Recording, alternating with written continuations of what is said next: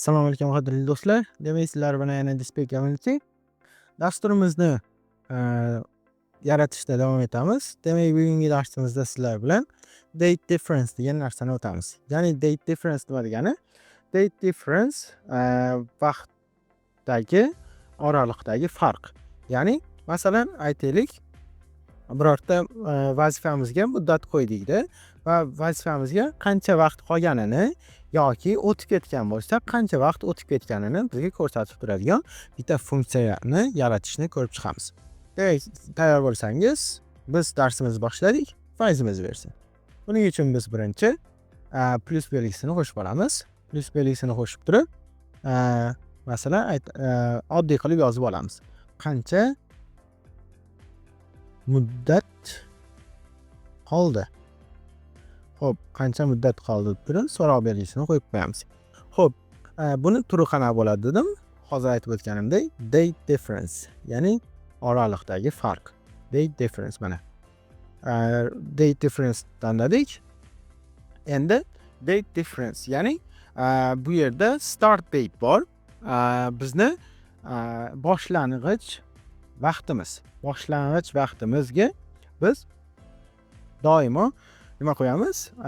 Hozirgi vaqtimizni qo'yamiz. Hozirgi vaqtdan boshlab turib, u ma'lumotimiz o'tib ketganmi yoki o'tib ketganmi yoki hali bormi?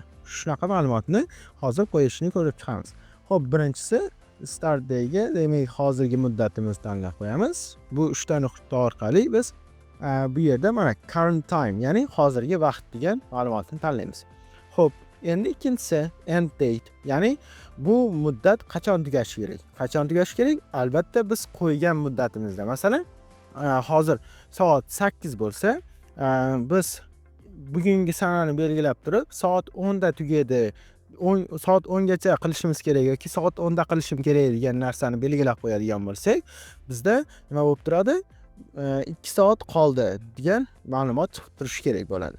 Agar masalan biz birorta uchrashuvni soat 6 ga belgilagan bo'lsangiz, hozir soat 8 bo'ladigan bo'lsa, 2 soat o'tib ketdi degan sizga ma'lumotni ko'rsatib turadi. Xo'p, demak, tugash muddati biz belgilagan muddat hisoblanadi.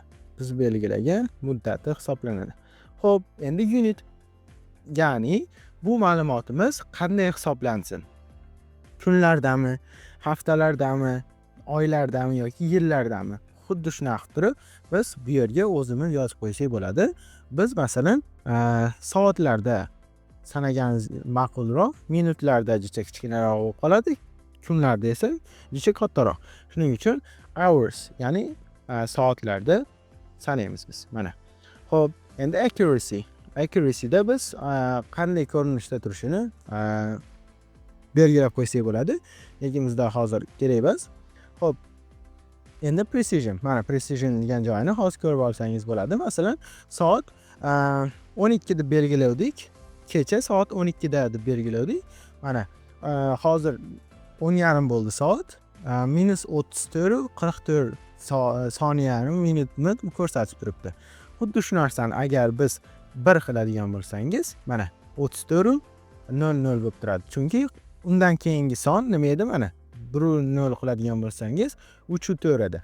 Agar bu sonimiz 3:6 bo'lganida bizda -35 qilib ko'rsatardi va sizlarda biz 1 qiladigan bo'lsangiz -35 qilib ko'rsatgan bo'lar edi.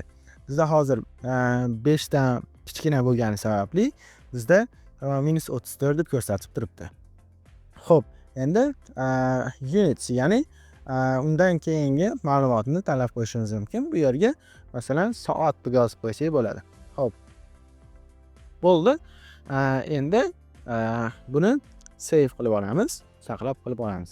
Xo'p, endi mana -34 soat. Bu yerdan albatta aniq ravshan ko'rinib turibdi sizga.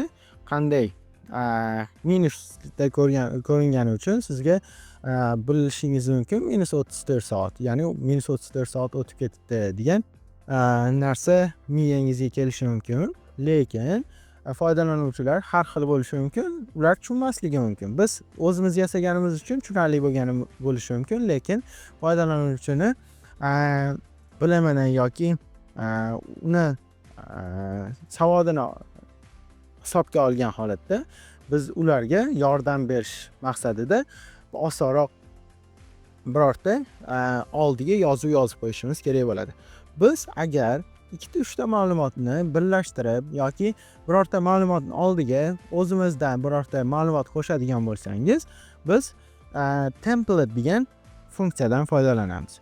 Bu template funksiyasini keyingi darslarimizda ko'rib chiqamiz. Keyingi darsimizda ko'rishguncha sog' omon bo'ling.